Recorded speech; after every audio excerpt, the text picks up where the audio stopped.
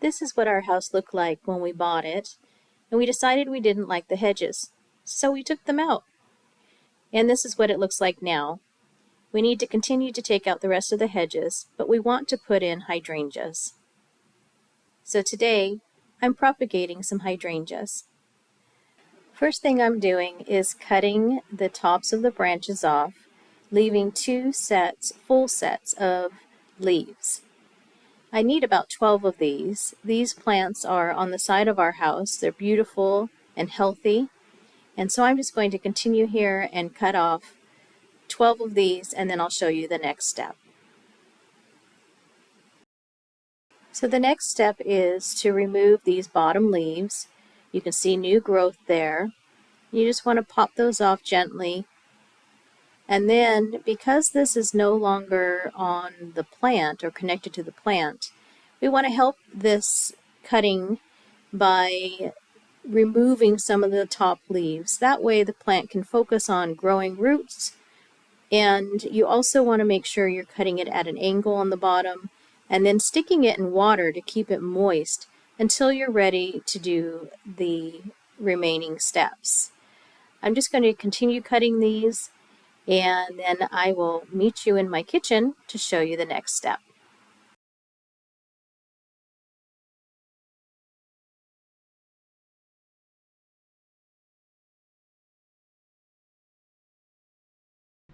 Okay, so this is a corner of my countertop in where my kitchen meets my dining room. And I can control the light here with these blinds so that I can control how much light my propagation cuttings get. So that way they're not getting too much sun and getting too hot, but they're going to get a little bit. And we get morning sun through these windows, and then we get afternoon sun through these windows. So they'll get plenty of light and I can really control it. So let me show you how we're going to propagate these. So I have these clear plastic cups. You need 3 for each cutting, and you're going to use perlite and some rooting powder and some painter's tape.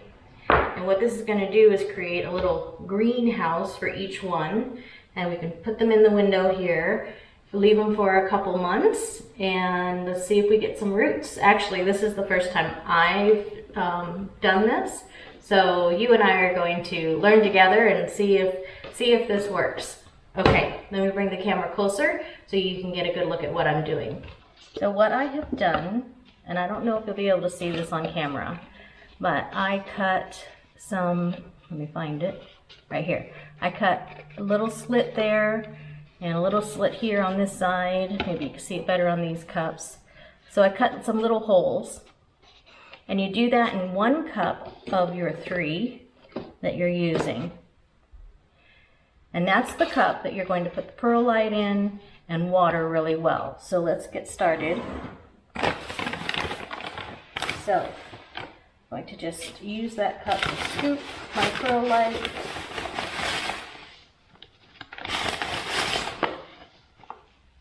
There we go, a nice amount of perlite. We're going to water this really, really well. So I will go ahead and show you with this one, and then I'll do all the rest of them. I'm over here at the sink. I'm going to fill this up with water really, really well. Those holes on the bottom are so that I can fill this up with water and then let it sit and drain.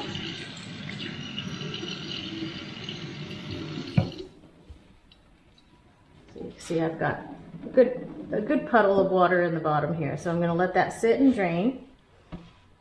And as that drains, I'm going to start preparing my other cups.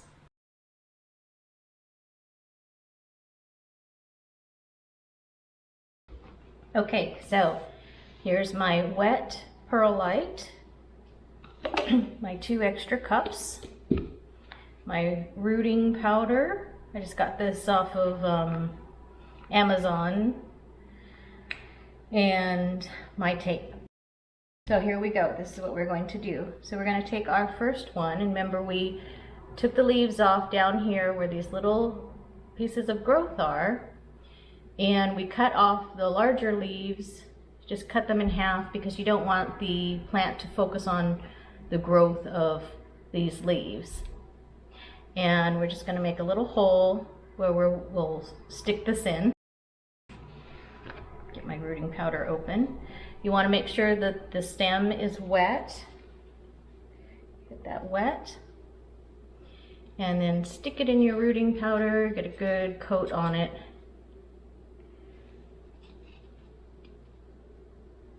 See, it's coated with the rooting powder. Gently put it in there. Cover it up.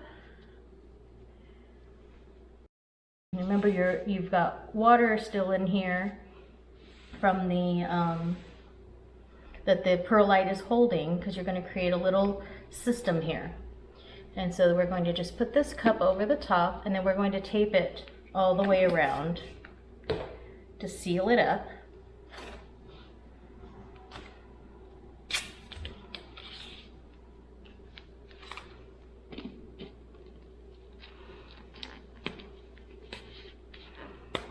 Now, you could probably use you could use the blue painter's tape. I only have this one, the purple, which is for delicate surfaces, but it'll hold just as well. So we'll just tape that around. Get it all sealed up.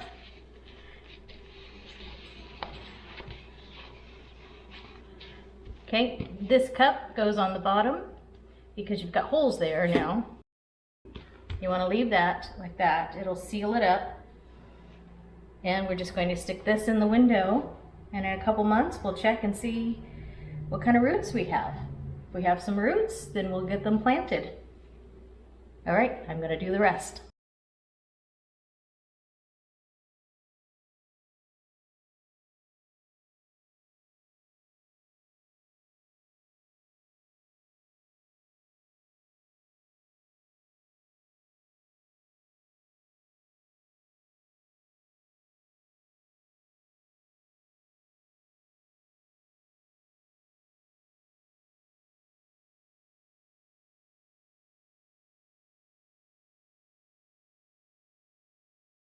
Here they are, all done.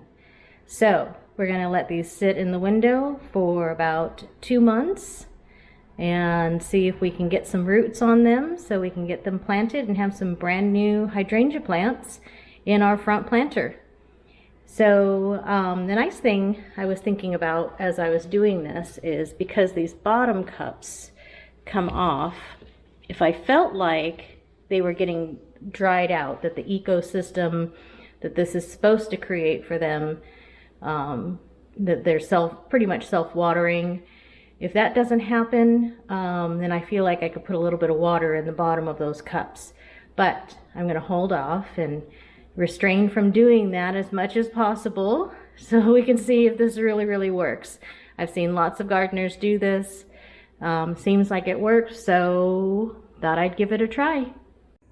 Okay, so it's been 2 weeks, and I just wanted to show you a quick shot of what they look like now. We're not going to open them yet, but I wanted you to see that, look at all of that water in there, and they're kind of steamy.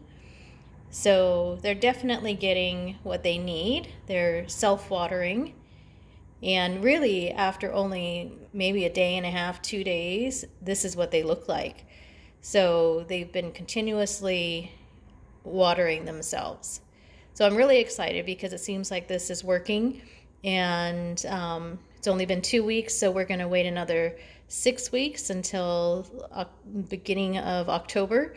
And then we'll put the camera on, we'll open them up together with you, and we'll see if we got any roots. All right, see you then.